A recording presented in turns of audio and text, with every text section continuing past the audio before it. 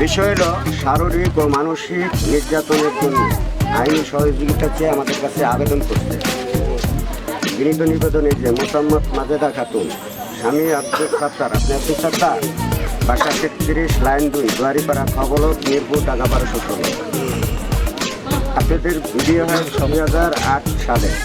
আমাদের বিবাহিত জীবন চলছে। স্বামী আব্দুল সাত্তার, ঠিকানা বই, বিবাহিত জীবন চলছে। গত বছর ৯ প্রতিনিয়ত আমার স্বামী আমার উপর বিভিন্ন কারণে অকারণে মারপিট, ইন্ধনদাতা, তার মামা, মামি ও আমার শাশুড়ি উস্কানিদাতা। গত 11/5/2007 তারিখে আমি গার্মেন্টস থেকে দুপুরে লাঞ্চ করার জন্য বাসায় আসলে আমার খাবার চাইতে আমাকে এলোপাথারি, লাঠি, ঘুষি মারতে থাকে এবং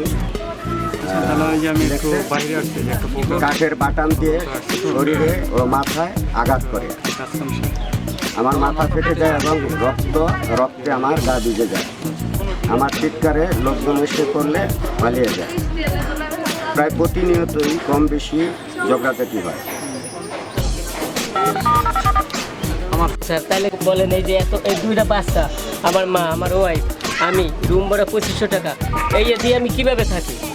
কষ্ট হয় এই করে আমি কইছি তুই একটু গার্মেন্টসে ঢোক, আমার একটু হেল্প হবে। ওরা আমি ভাবল দিছি, এই লাঠি দিয়ে 2টা পিটান, মানে পয়সা ছিল তো পিটান দিছে, ও উঠে দাঁড়াইছে, ওই একটু বাড়িতে লাগে গেছে।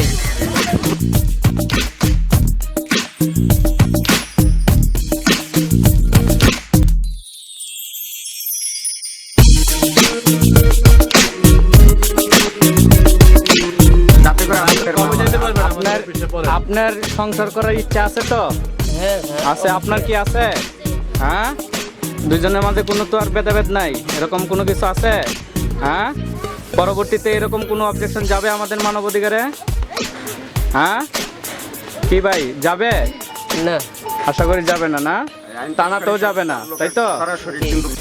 এখানে ওনার আত্মীয় স্বজন আছে, এর আত্মীয় স্বজন আছে, কাউকে আমি চিনি না। আমি একটা কথা বলতে চাই, সেটা হলো সংসার এই দুজন আছে, অন্য কারণ এখানে সংসার। উনি যদি কামাই করে ওনারে খাবে, কিন্তু উনি কামাই করে ওনারে খাবে, আর কাউকে খাওয়াবে না। ঠিক আছে, বাচ্চা ওনাদের, আপনারা কেউ দেখবেন না।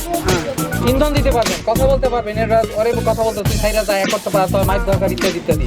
কিন্তু আপনি একে টাকা দিয়েও সাহায্য করবেন না, কিছুই না, পারবেন একটাই সংসার ধ্বংস করতে। তো কেউ এইভাবে করেন না প্লিজ, ঠিক আছে? ওরা যাতে ভালোভাবে সংসার করে এই চেষ্টাটা করেন।